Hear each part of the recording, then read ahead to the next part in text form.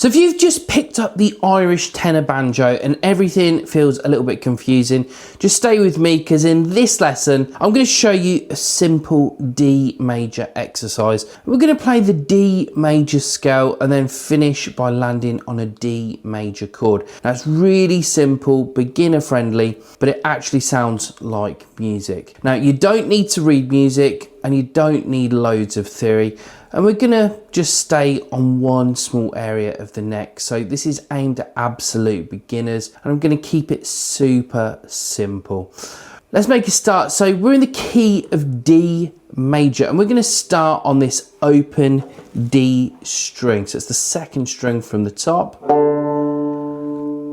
And then we're gonna play fret number 2 on the same string. Then fret number 4, I'm going to swap finger, and then fret number 5 on the same string. So that gives us open, fret 2, fret 4, and fret 5. And I've just swapped fingers. I've used my open string, then index, ring, and then pinky. So you want to try that one slowly a few times. So now we're going to move to the A string. That's the next string down, starting with the open A string. And then we play fret 2 on that string, fret 4, fret 5. So again, that's open A, fret 2, fret 4, and fret 5. Again, I'm just swapping fingers when I play that one.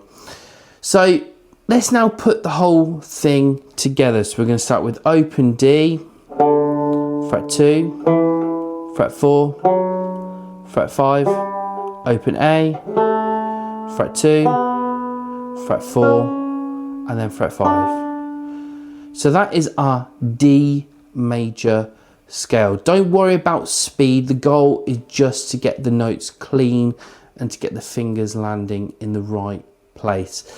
Now this is how you build confidence on the banjo. Small exercises played slowly and repeated properly. Just going to give you a couple of fingertips with this one. So we just want to try and use separate fingers for each fret. So for the fret 2 one, we're going to use our index finger.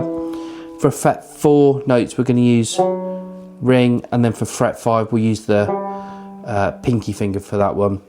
It might feel a little awkward at first, but it really does help your technique later on. So try not to use the same finger,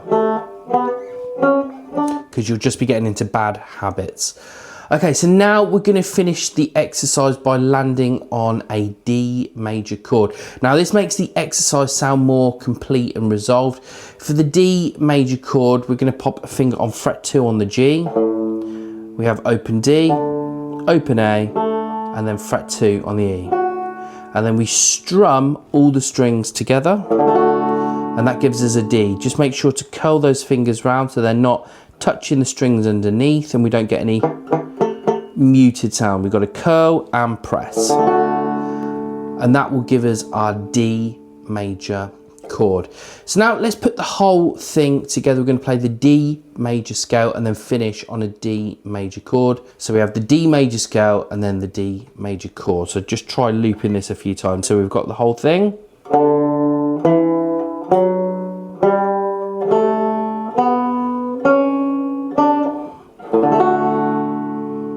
Let's try that one again.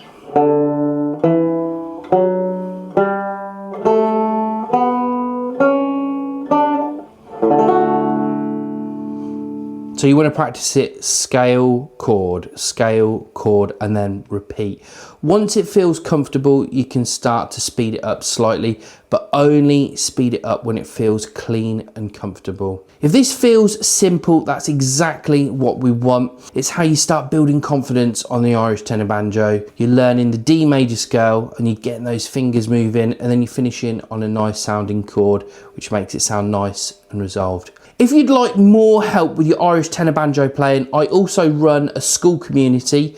Inside the community, I post beginner-friendly banjo lessons, exercises, tabs, practice ideas. We also go live once a week where you can ask any questions. We do a live lesson. I get members of the group to play as well, or you can just sit and watch and learn.